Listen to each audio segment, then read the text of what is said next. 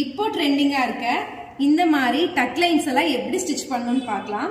இதை பின் டக்குன்னு சொல்லுவோம். இதுக்கு ஃபர்ஸ்ட் நீங்க 1 inch ஒன்ஸோ இல்ல 1.5 inch ஒன்ஸோ ஒரு பிளைன் லைன்ஸ் வந்து டிரா பண்ணிக்கோங்க. அதுக்கப்புறம் இந்த ஒவ்வொரு லைனையும் கரெக்டாக ஃபோல்ட் பண்ணி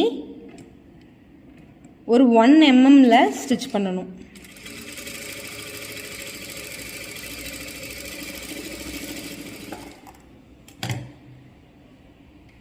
ஸோ இந்த மாதிரி கரெக்டாக ஈவனாக ஸ்டிச் பண்ணணும்.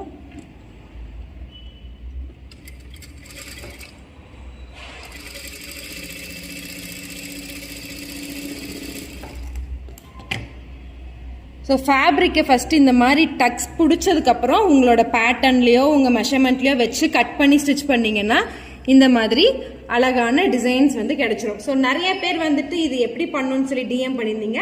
ஸோ நீங்கள் இதே மாதிரி ட்ரை பண்ணி பாருங்கள், பர்ஃபெக்டாக வந்துடும். நான் சும்மா சாம்பிளுக்கு ரெடி பண்ணியிருக்கேன். நீங்கள் இந்த மாதிரி பிளவுஸோட இல்லைன்னா ஸ்லீவ்ஸில் இல்லைன்னா குர்த்தீஸில் எங்கே வேணால் இந்த டிசைன்ஸ் பண்ணி பார்க்கலாம். பண்ணிவிட்டு எனக்கு மறக்காமல் ஷேர் பண்ணுங்கள். பாய்.